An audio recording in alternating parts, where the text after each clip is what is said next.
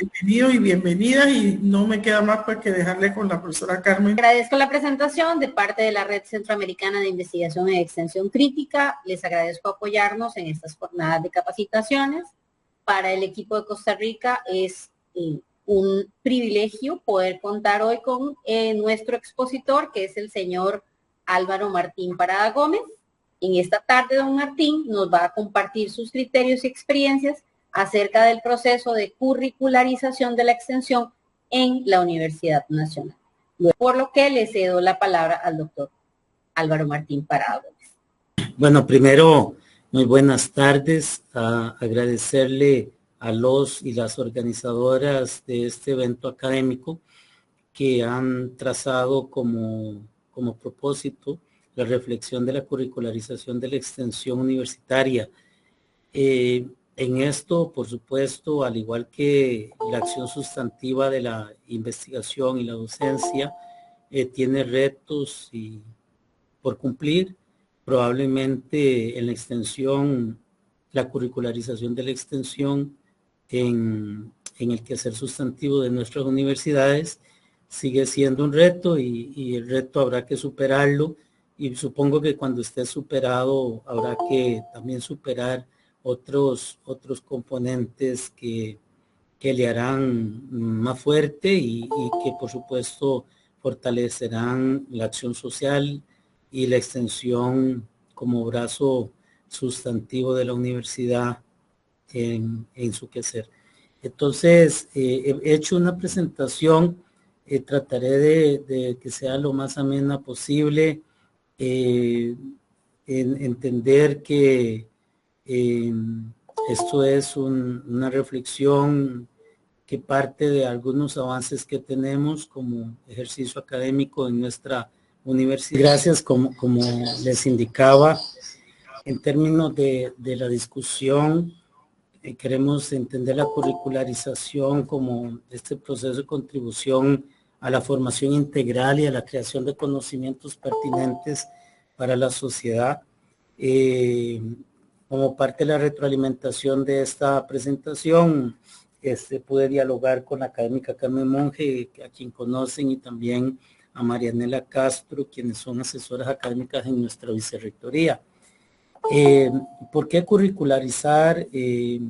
Está asociado a la interpretación y análisis de lo que podríamos entender dentro del contexto nacional y global, porque efectivamente la curricularización, siendo conducente a la transformación social en nuestras sociedades, pasan por momentos de incertidumbre profunda, de manera coyuntural a nivel nacional y a nivel global. A nivel global, basta con solo mencionar lo que está significando hoy por hoy el cambio en el liderazgo de gobierno en los Estados Unidos, lo cual cierne cambios en la toma de decisiones en los países de América Latina, como México, como Colombia, Venezuela y otros, donde los procesos migratorios del sur al norte han sido muy comunes, pero además la imposición, por ejemplo, de aranceles a las transacciones económicas de importación y exportaciones que tienen los países con Estados Unidos de forma bilateral, lo cual amenaza seriamente la sostenibilidad de nuestras economías. Y por supuesto en los contextos nacionales, profundos déficits fiscales, profundos desempleos y desigualdades que se muestran en la pobreza y pobreza extrema. Y por supuesto que a nivel de la coyuntura de la educación costarricense debe indicarse que, si bien es cierto, al igual que en los países de ustedes, la educación, digamos, es un derecho universal declarado, no basta con que esté declarado, sino que como derecho universal los distintos gobiernos de corte neoliberal han profundizado los recortes presupuestarios. En el caso costarricense basta solo mencionar que del 8% del Producto Interno Bruto que debe ser asignado a la educación como tal, prácticamente se ha desacelerado y a lo sumo es un poquito más de 5.5% del Producto Interno Bruto, cuando ya habíamos dado pasos para que fuera conducente a ese 8%. Pero esa es una realidad no solo costarricense, sino que lo veo en países de Centroamérica y lo vemos en países de la región centroamericana. Y en el contexto universitario, quiero hacer énfasis en el modelo académico, es decir, un modelo académico muy tradicional, muy escolástico, que fue heredado bajo los principios de departamentalización y alta especialización, y eso ha marcado la orientación disciplinar de nuestras facultades y de nuestros institutos y de nuestros centros de estudio, tanto de investigación, docencia y extensión. Y por lo tanto creemos que es el brazo de la extensión universitaria y su acción social lo que nos puede conducir a quebrantar ese modelo académico para darle un enfoque distinto, un enfoque más centrado en el ámbito territorial y humano, para que efectivamente pueda impulsarse una transformación social en términos de solución a las problematizaciones profundas de nuestras sociedades. Y lo otro, queremos curricularizar, porque desde el punto de vista de la orientación estratégica de las rectorías y en el caso nuestro de la Vicerrectoría de Extensión, creemos que es posible articularnos con la docencia y la vida estudiantil universitaria como estrategia para poder desarrollar este tipo de propuestas. Señalo problematizaciones muy comunes y me enfocaré probablemente en dos por el tiempo que tenemos para hacer toda la exposición. Luego podríamos profundizar en las otras, pero probablemente estas 6 sean compartidas por todas ustedes y ustedes. Uno es cómo lograr tener un alcance integrador. Eso lo he leído en muchos escritos de personas académicas extensionistas e investigadoras y docentes, porque efectivamente las orientaciones continúan siendo en el abordaje de las problematizaciones muy disciplinares. Y bueno, las problematizaciones complejas están asociadas a lo social, a lo económico, mucho a lo ambiental, a lo cultural, incluso a lo político. Y digo esto de lo político porque lo político, si bien es cierto, se aborda marginalmente, la universidad ha pensado que puede blindarse en la ciencia, en su postura objetiva y racional, y por supuesto que no es así. Hoy por hoy los sujetos somos no tanto objetivos, sino muy subjetivos. Estamos, distorsionados por posturas ideológicas, creencias, valores, etcétera, y la universidad como tal, en esa integración de los ámbitos, debe reconocer en la política un medio, una posibilidad de la transformación social, incluso desde la academia. Lo otro, esto que les decía, es decir, cómo tener en ese modelo académico una formación que le permita al estudiantado asumir posturas políticas, éticas y morales que sean más completas. Hoy por hoy, más en las ciencias duras, causa mucha tristeza observar en los discursos, pero no solo en los discursos, sino en los hechos, más que todo en las ciencias duras, donde efectivamente no se asumen posturas políticas, incluso morales, ante las problematizaciones de la sociedad que nos presenta las realidades nacionales. Entonces, en los problemas migratorios hay que ponerse de acuerdo si el tema de las fronteras que nos dividen y nos separan siguen siendo válidos o no. En el caso, por ejemplo, del sector pesquero, si estamos de acuerdo en la pesca de arrastre o no, para conservar la biodiversidad en el mar y no solo en la tierra. Eso implica una postura política, entonces los biólogos tienen que asumir esas posturas políticas. En el caso de la inteligencia artificial, ¿cuál es la postura de la intelectualidad en el campo de la informática y de la enseñanza de las tecnologías?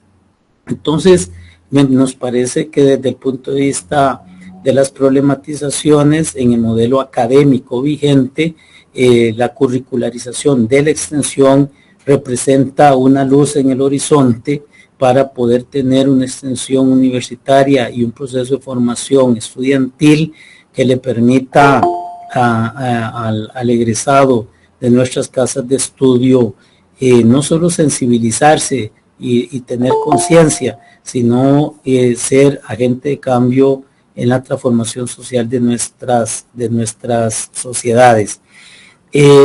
En los referentes teóricos, por supuesto, es imposible el abordar la curricularización sin tener que enmarcarlo dentro de un proceso histórico, no lineal, por supuesto, pero teniendo siempre presente la reforma de Córdoba y aquellos momentos en el contexto que representaron no solo la reivindicación estudiantil, sino el cuestionamiento desde la universidad ante los conflictos y ante las dificultades del momento. Desde el punto de vista de la epistemología de la extensión, reconocer sin duda las contribuciones de Freire y otros autores y autoras en materia de lo que representa la educación popular. Y digo esto porque yo no veo, digamos, en las áreas sustantivas de la investigación y la docencia con principios escolásticos, la posibilidad de hacer una educación distinta y por lo tanto el reconocer el conocimiento popular que no está formalizado o que no está validado en la universidad como tal, representa una contribución relevante epistemológicamente hablando. El otro, esto de tratar la integralidad y la multidimensionalidad de la extensión, donde efectivamente la realidad compleja es el punto de partida y no la realidad parcial y estática. Siguiendo un poco en América Latina las contribuciones de Tomasino, que ustedes conocen y que es un intelectual que ha heredado a nuestras casas de estudio una postura distinta, es decir, el considerar una extensión crítica en contraposición al transferencismo, en contraposición a un accionar desde la universidad, donde la universidad enseña y la sociedad aprende. No es así, y por lo tanto elementos de la extensión crítica hacen que pensemos en una transformación social en materia del bienestar de los grupos más vulnerabilizados socialmente, y nos parece que ese es el brazo combativo que la universidad tiene para poder reconocer y contraponer a las estructuras rígidas, ¿no? O incluso a las estructuras impositivas de los distintos gobiernos, las posibilidades alternativas de transformación social. Y yo creo que eso, desde la extensión crítica y la curricularización, nos da esa posibilidad. Los espacios de formación integral y la experiencia de la curricularización del grado y posgrado en Argentina, en el sur, son más que experiencias que debemos considerar para avanzar.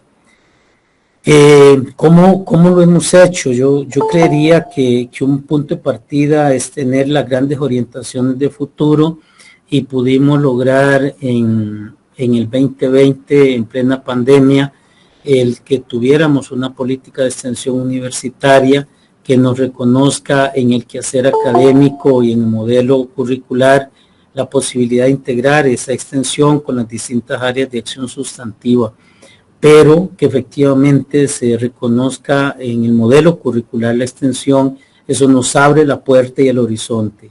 Y lo segundo, la necesidad de tener una implementación de política de esta extensión universitaria para verla accionar.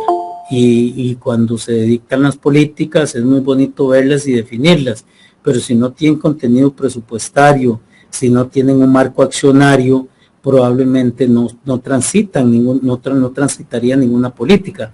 Y en este caso el modelo curricular desde la política misma nos da esa posibilidad de impulsar la formación integral del estudiantado, reconociendo la implementación de una política de extensión existente y que nos da también el paso para las prácticas estudiantiles comunitarias en las distintas instancias académicas de la universidad. En el qué y por qué curricularizar, yo creería que hay que seguir pensando en la necesidad de aprender y crear nuevos conocimientos con los saberes de otros y otras. Entonces, esto no es solo ciencia, digamos. Hay a veces una suerte de academicismo que se convierte en una élite que además tiene poder y tiene intereses, donde solo se valora el conocimiento si es abordado bajo el método científico convencional. Ahí nos parece que hay que dar espacio al diálogo de saberes, y el diálogo de saberes no es un discurso, ni es una postura per se argumentativa, no, es un cambio epistemológico y ontológico en el sentido de que nos genere espacios más multitradisciplinarios, pero hago énfasis en lo transdisciplinario, es decir, escuchar otras voces, las voces de los artesanos, las voces de las poblaciones interlocutoras como los agricultores, las agricultoras, los campesinos, las poblaciones de pescadores. Y digo esto porque un agrónomo aprende mucho del agricultor, un biólogo aprende mucho del pescador o la pescadora, de sus prácticas, de sus costumbres, de su conocimiento muy validado en la realidad. Y el reconocer eso nos da la posibilidad, a través del diálogo de saberes, el integrarlos a la formación, no solo de los cuerpos académicos nuestros, sino a la formación estudiantil. Lo otro es la formación, es decir, la formación estudiantil tiene que trascender la disciplina, es decir, el pensamiento lineal, el pensamiento estático, el pensamiento arreglado, el pensamiento que tiene acuerdos per se y no le permite al estudiantado poder transformar la realidad. Y eso creeríamos que solo viene producto de tener posturas políticas diferentes, valores que reconozcan las problematizaciones de los demás y en ese sentido problematizar esa realidad. Y en la medida en que eso transite, el pensamiento crítico y reflexivo del estudiantado va a evolucionar y por supuesto nos va a dar como resultado una sociedad distinta. Lo otro es que desde el punto de vista de los abordajes, de las problematizaciones, tener un compromiso con los sectores más vulnerables. Hoy por hoy no es posible pensar que la pobreza y la pobreza extrema es porque las poblaciones que están en esas condiciones de vulnerabilidad es porque son rezagados y porque hay un sector moderno de punta muy valorado por el modelo académico vigente en términos del resultado, y entonces tener una curricularización de la extensión nos da la posibilidad de ampliar ese horizonte formativo en el estudiantado. Las expectativas de la curricularización en nuestra universidad, pero probablemente sea coincidente con las universidades en las que ustedes están laborando y ayudan a construirlos como proyecto social, es que la inserción en la malla curricular y en los planes de estudio de posgrado, de grado y posgrados, eso nos da la posibilidad de reforzar la libertad de cátedra, de buscar procesos de transversalización de la extensión en los cursos actuales, ¿verdad? Por ejemplo, en el caso de algunas instancias académicas, el impulsar prácticas organizativas en distintos niveles. Los planes de estudio nos ha permitido, gracias a la extensión universitaria, tener un curso optativo de 3 créditos, pero que esté inserto en las mallas curriculares ya de muchas facultades, incluida la tierra y el mar, las ciencias sociales, la educación, entre otras.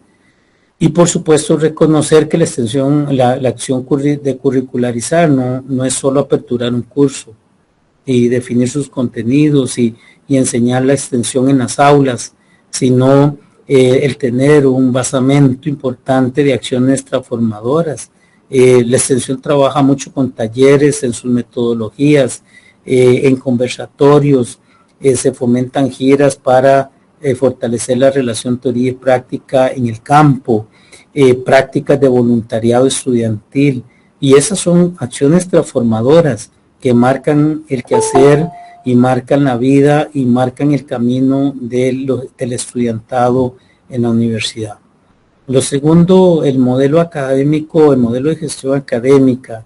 Creería yo que el tema de la reforma de Córdoba de 1918 no solo marcó un hito, sino que es que pone al estudiantado y nos obliga a poner al estudiantado al frente, reconocer la participación sustantiva del estudiantado en una relación recíproca con la sociedad y el Estado, recíproca en los procesos académicos formativos.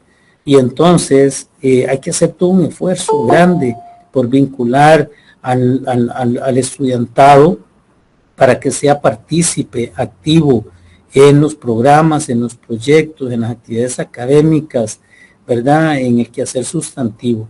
Y ahí hemos creado un fondo de recursos que le hemos llamado Fondo de Capacitación Estudiantil. Soy extensionista para vincular al estudiante, porque al final una práctica profesional probablemente no resuelva ese proceso formativo del estudiante, porque al final lo que está haciendo es formándose para un mercado laboral, pero el mercado laboral le resuelve unas partes en existencia, pero no le permite avanzar transdisciplinariamente en el entendimiento de la realidad nacional. ¿Cuándo y dónde situar los procesos de extensión en la formación estudiantil? Bueno, en este caso yo creo que hay que partir de algunos elementos, asumir la vida universitaria distinta, de manera transformadora, abrirnos a la organización de talleres de arte y cultura, de música, de teatro, de poesía, de cuento, darle espacio a otras ciencias que tal vez no son muy reconocidas, el arte y la cultura, el desarrollo artístico, y en ese sentido pueden crearse programas.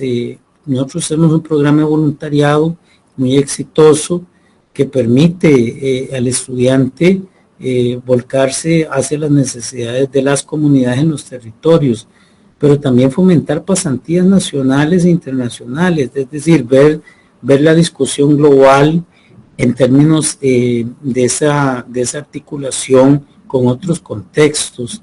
Entonces, creeríamos que esa acción transformadora va transitando por posibilidades y alternativas.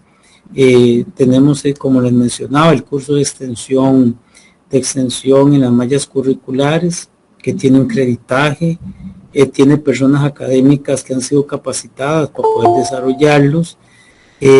También estamos en el proceso de implementación piloto de la práctica estudiantil comunitaria con 300 horas obligatorias.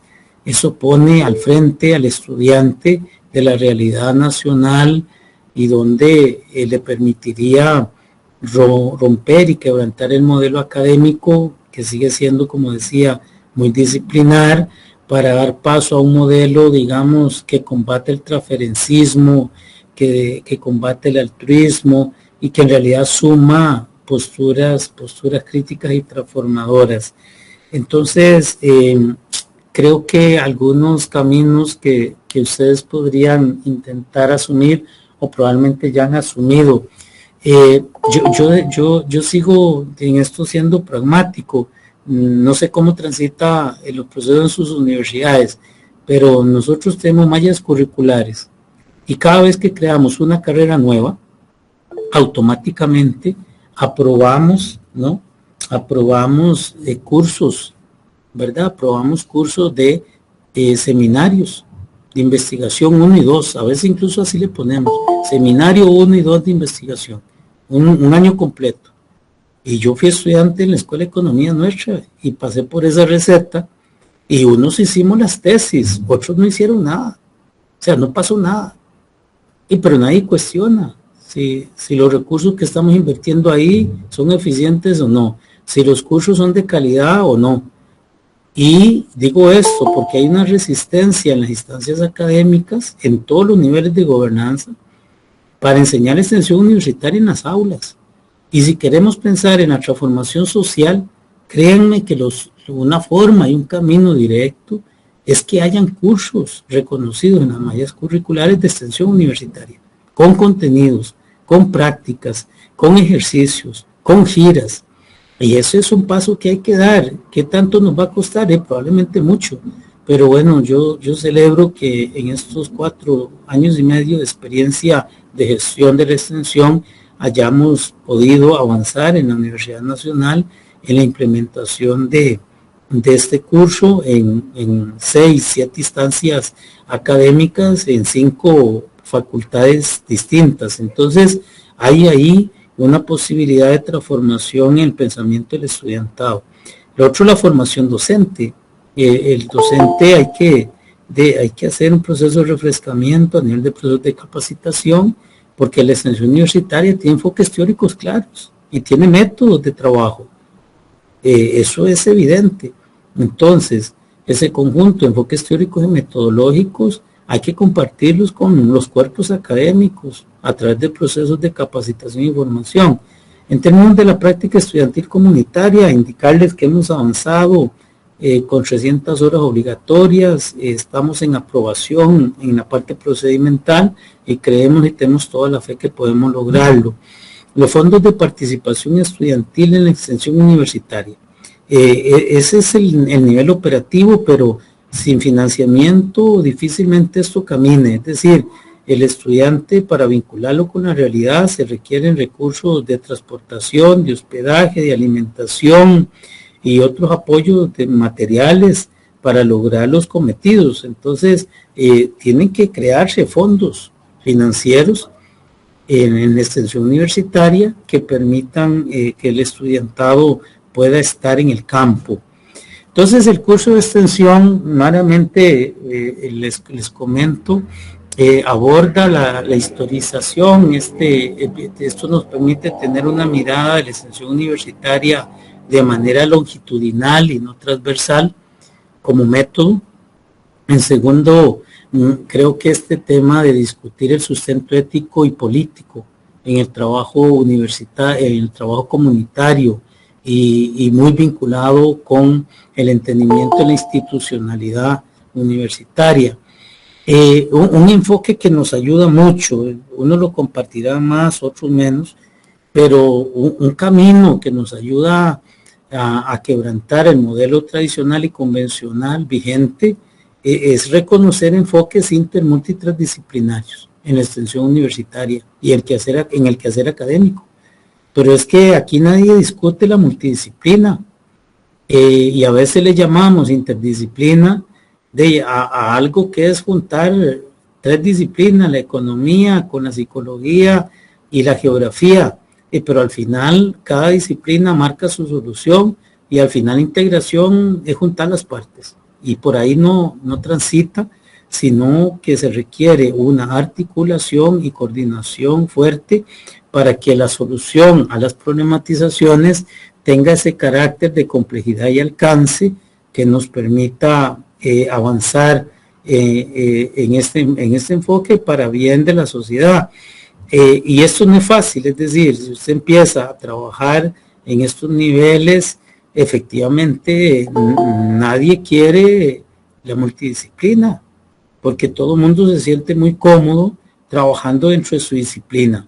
El químico dentro de la química, el economista dentro de la economía, el psicólogo dentro de la psicología, y entonces hacemos cajas y cajas, y eso es lo que nos profundiza la departamentalización en exceso, que probablemente a nivel de especialización nos dé réditos, sin embargo no nos da réditos para entender las problematizaciones de la sociedad. El tema 4, las metodologías participativas críticas dentro del diseño de las iniciativas extensionistas, y el tema 5, cerramos con propuestas mediante herramientas metodológicas que permiten la planificación, para la planificación de la extensión en las universidades.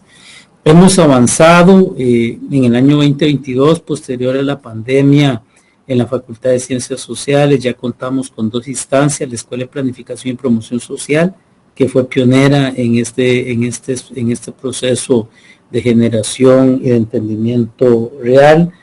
Lo segundo, el IDESPO, el Instituto de Estudios en Población, que es un instituto que nos permite avanzar en esta línea de trabajo conjunto.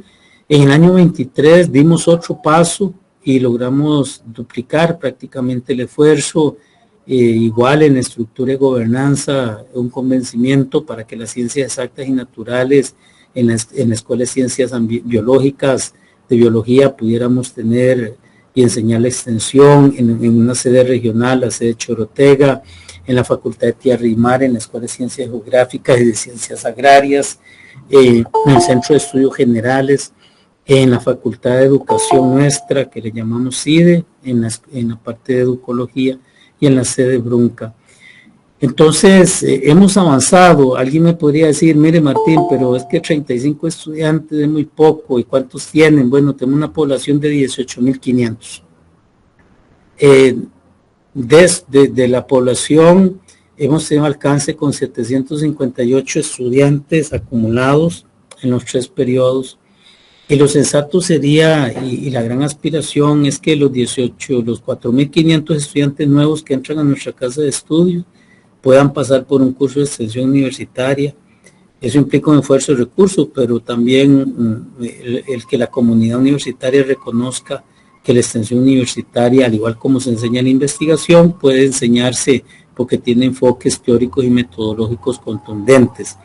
Nada más me refiero brevemente a un proceso que creeríamos va a alcanzar el éxito deseado, es la práctica estudiantil comunitaria en la UNA, y ahí hacer énfasis en que si es posible tener al estudiantado abordando las problematizaciones de la realidad de nuestros países, hay que tener un proceso de vinculación directo, donde hayan, para arrancar, 300 horas de trabajo, de trabajo en el buen sentido de la palabra, de vinculación, articulación del estudiantado con la realidad nacional y sus problemas.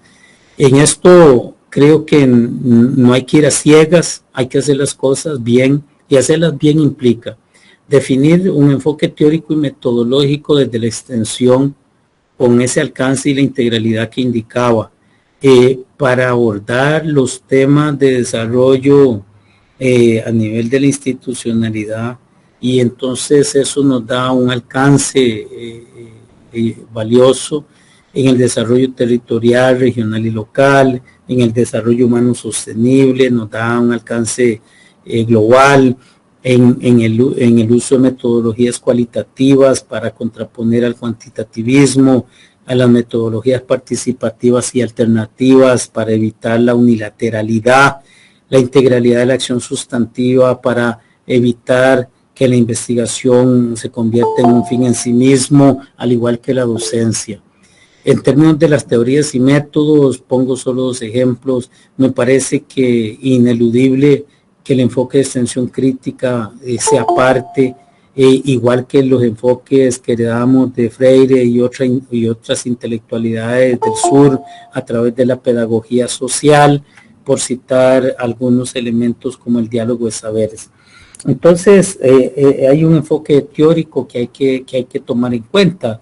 Sin ese basamento teórico, probablemente hacer prácticas estudiantiles comunitarias sería hacer un proceso de empirismo puro, lo cual no creemos que sea por ahí. Y entonces tenemos claridad de que con un enfoque teórico podemos avanzar en la solución de las problematizaciones en el contexto social de nuestro quehacer. ¿Qué buscamos con esto? Buscamos mucho, promover experiencias sociales, experiencias socioproductivas, ambientales y culturales, la vinculación de la universidad, ¿verdad?, con las problemáticas de los territorios, las regiones y la comunidad. Hago énfasis en el concepto de comunidad. El hombre nació en comunidad. El hombre nació para relacionarse entre hombres y mujeres. Y esto yo creo que a nivel del quehacer pone en el contexto que el género tiene que ver mucho en esto en términos de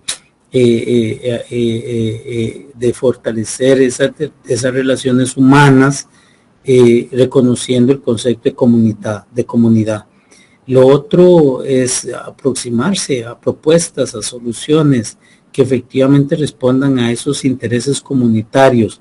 Hoy comunidades altamente rezagadas tecnológicamente, en pobreza extrema, en desempleo, en falta de oportunidades económicas, es decir, es poner al estudiantado en la comunidad para atender las necesidades de los demás. Es hacerle entender al estudiante que tiene que trabajar por los sectores más desfavorecidos. Y eso es una postura política, es una postura ética y moral. Es decir, ¿cómo voy a ser yo profesional de la economía y desentenderme de las dificultades de las familias pobres? Explíquenme ustedes eso. Un planificador obviando los problemas migratorios, por ejemplo, o un informático que se centra solo en la tecnología, obviando la inseguridad y la corrupción de su realidad, de su país. Entonces yo creo que la práctica estudiantil comunitaria pone en el frente de batalla al estudiantado para buscar la transformación social desde las bases del pensamiento estudiantil.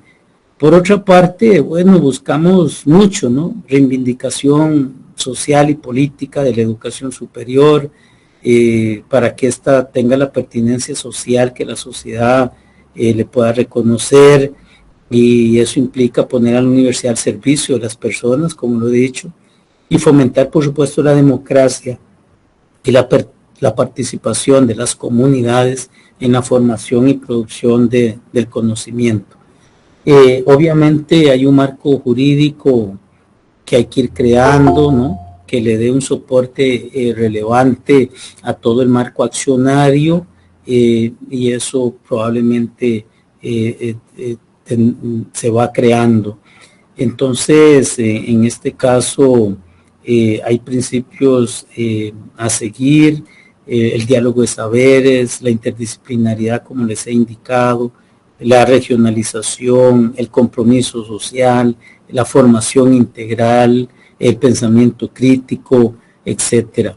Entonces, creeríamos que sí, la acción sustantiva de la extensión nos da ese paso, pero quiero reconocer lo siguiente, es decir, el quehacer de la docencia y la investigación tiene que articularse con la extensión y la producción.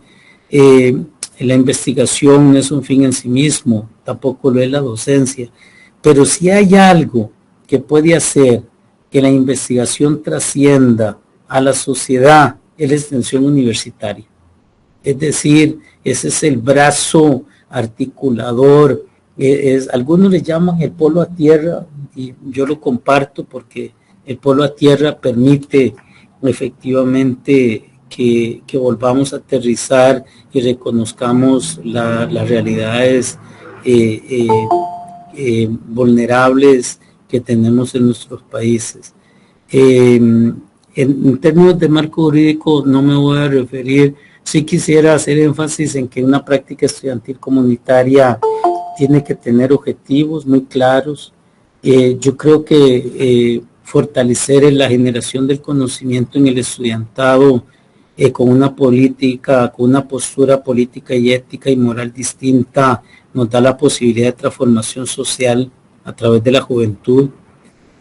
También nos permite contribuir a la transformación social de nuestras comunidades, de nuestros territorios y nuestras regiones, tan olvidadas a veces por la institucionalidad pública y por los gobiernos, más que todo en contexto donde los gobiernos neoliberales, por supuesto, a veces no están tan convencidos de poner los recursos en los sectores más golpeados socialmente. En el caso de las modalidades, bueno, yo creo que las personas, fíjense que aquí hay que dividirlo como en 3 posibilidades. Integrar a los estudiantes en los programas y actividades académicas que tenemos y proyectos es una posibilidad. El estudiantado presentará una propuesta que responda a esas necesidades de las comunidades, pero muy articulados con estas iniciativas. Creeríamos que es posible hacerlo a través de estas dimensiones. Aquí no sé si ustedes nos van a dar la razón o no, pero hay que reconocer el aporte práctico y colaborativo del estudiantado. Eso implica que el estudiantado puede hacer tareas de colaboración, de cohesión con la comunidad, y esas son labores operativas. No está mal que un estudiante vaya y ayude a pintar una escuela.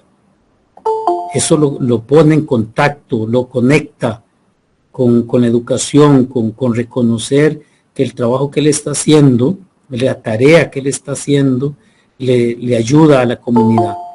Sin embargo, esa es una acción, ¿no? Una acción conducente en ese proceso de formación del estudiantado.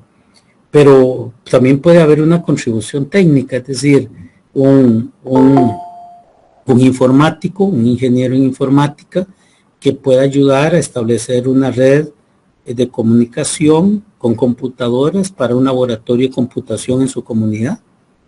Pero eso lo puede hacer un estudiante. Entonces reconocerle número de horas y que ponga su conocimiento, su expertise al servicio de la comunidad. Y así sucesivamente podrían darse contribuciones técnicas de los agrónomos, de los topógrafos, de los economistas, de los psicólogos, psicólogas. Entonces, ahí hay una beta inmensa. Y la dimensión socioeducativa, y este énfasis socioeducativo es interesante porque hoy que abogamos tanto por tener una población bilingüe, ¿no? que por lo menos maneje el inglés o otro idioma, bueno, hay estudiantes que tienen metodologías educativas importantes y transformadoras que permitan ampliar el alcance socioeducativo de la universidad y poner esa educación al servicio de la comunidad. Ahí estamos pensando que podrían asignarse 100 horas. Y la dimensión de reflexión y sistematización, es decir, el estudiante invierte tiempo en su diagnóstico, en su plan de trabajo, en la evaluación de sus resultados y tendrá que hacer una reflexión final. Y ahí me parece que si se asignan 100 horas para que él pueda hacerlo bien, eso alcanza. ¿Qué podemos ganar en el estudiantado? Yo diría que mucho. A veces nos quejamos de que el estudiante no tiene conciencia social. No se inmuta el estudiante ante los problemas migratorios, no se inmuta ante la corrupción de los gobiernos nuestros. ¿Por qué no se inmuta? Pues no tiene conciencia social, decimos, pero ¿cómo va a tener conciencia social si nosotros no hemos fomentado esa transformación, esa creación de esa conciencia social en el quehacer educativo, en los procesos de enseñanza-aprendizaje? Eso se ganaría con la curricularización de la extensión, pero también el pensamiento sistemático y complejo. El muchacho, el estudiantado requiere un pensamiento distinto, alternativo, que reconozca las complejidades. Eso lo podríamos lograr de esta manera, avanzar en eso. El manejo de marcos teóricos complejos. ¿Cómo hacer que alguien de las ciencias de la salud, un médico, una enfermera, maneje los enfoques de la multiculturalidad, la transdisciplinaridad, el desarrollo territorial, por ejemplo.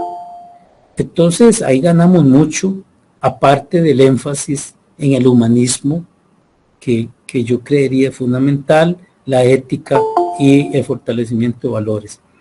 ¿Qué desafíos identificaríamos? Yo creo que, ¿verdad? Hay cosas que hay que considerar. El intercambio y la creación de capacidades académicas. Hay que fomentar muchos foros, muchos conversatorios, darle contenido a lo que le llamamos este diálogo de saberes y poner a las personas extensionistas a discutir, a reflexionar. Lo otro, crear capacidades para la producción intelectual y la difusión de los logros de la extensión como parte de este ejercicio para que podamos combatir el occidentalismo o la necesidad de usar materiales que estrictamente no responden a nuestros contextos y a nuestras realidades. Y creo que es un reto el asumir esa producción intelectual que podemos desarrollar sin duda alguna. Integrar progresivamente los cursos, nosotros lo hemos hecho como una forma optativa en las facultades, pero si pueden hacerlo dentro de las mallas curriculares de las carreras nuevas, sería todo un avance. La inserción de la práctica estudiantil comunitaria, como les mencionaba, y pensamos en cursos de posgrado en proceso, y tenemos una propuesta de doctorado en extensión universitaria para América Latina y el Caribe, que es una propuesta bastante interesante, donde la Unión Latinoamericana ULEO de extensionista y de extensión crítica nos está acuerpando en su diseño y en su cuerpo académico para poder tener esta propuesta. Capacidades generadoras de involucramiento estudiantil. Aquí hay que poner al estudiante al frente, hay que ponerlo en el accionar, y eso nos permitirá comprensión de distintas problematizaciones, nos permitirá hablar en realidad de agentes de cambio, nos permitirá tener un estudiante con perspectiva crítica de la realidad nacional, no de la realidad de Afganistán, no de la realidad de Canadá, de nuestros problemas, de nuestras dificultades, y por supuesto un pensamiento sistemático y complejo mucho más fortalecido. Entonces creemos que sí, probablemente hayan desafíos, y ante los desafíos están para vencerlos y para afrontarlos, y creemos esto de tener y de impulsar la sensibilización de la estructura de gobernanza. Esto es crucial, es decir, cómo los cuerpos académicos que toman decisiones, que tienen poder, logran dar el paso al frente, es decir, logran aprobar recursos y asignar recursos laborales de operación e inversión para que la curricularización de la extensión fluya, tener procesos formativos y educativos académicos, gestionar las acciones de articulación de la universidad con la comunidad, la sociedad y el Estado, poner recursos. Entonces, la estructura de gobernanza, consejos universitarios, consejos académicos, directores, subdirectores de unidades académicas, es fundamental que haya una sensibilización que juegue a favor de que la extensión pueda curricularizarse. Y lo otro, me parece que lo he dicho con mucha claridad, es cómo integrar la postura ética, la postura política, pedagógica y moral en la acción sustantiva de la universidad. Y yo creo, y estamos convencidos, que no hay posibilidad si no es a partir de la extensión universitaria. Entonces, hay una fuerza motriz poderosa, ¿verdad? Que el vapor, la electricidad y la energía atómica es la voluntad. Eso decía Albert Einstein, y créanme que estamos convencidos de que puede ser así. Entonces, eso es lo que quería compartir brevemente con ustedes. Me he extendido un poco y Probablemente hubiera querido profundizar más o menos en algunos otros elementos, pero lo cierto es que si queremos curricularizar la extensión universitaria, hay que enseñar la extensión universitaria en las aulas, porque tenemos enfoques teóricos y metodológicos contundentes y tenemos capacidades humanas para hacerlo. Muchas gracias, Carmen, y bueno, estoy anuente a comentarios y a dialogar con ustedes.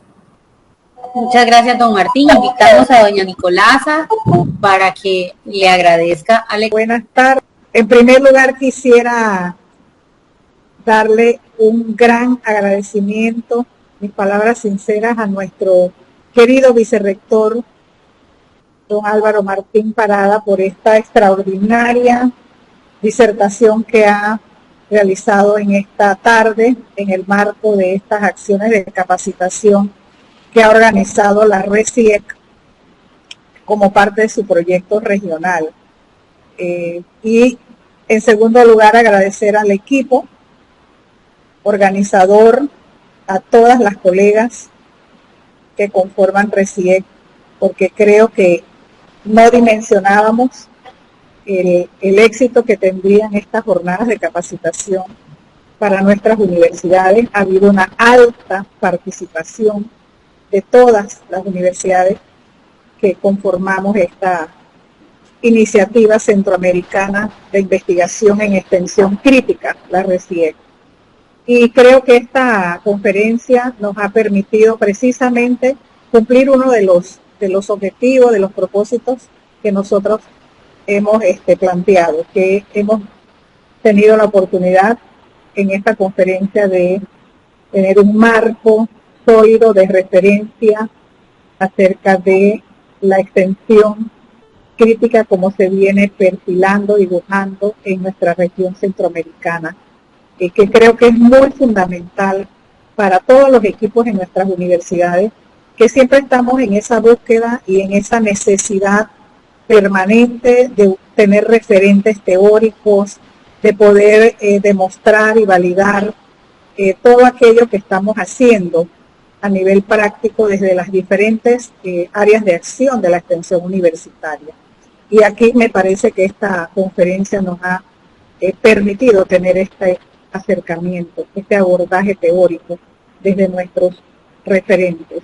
También el tema de las políticas institucionales de nuestras universidades. Creo que don Álvaro Martín Parada nos ha hecho una exposición muy clara, descriptiva y analítica acerca de cómo la importancia de las políticas de extensión universitaria en nuestras instituciones, como marco de referencia institucional también, porque si bien podemos avanzar mucho a nivel de las prácticas de extensión universitaria, también es cierto que eso se tiene que convertir necesariamente en políticas, parte de las políticas institucionales, para que tengan ese respaldo a nivel de normativa. Entonces creo que es un segundo aspecto que usted nos ha abordado y que es sumamente importante.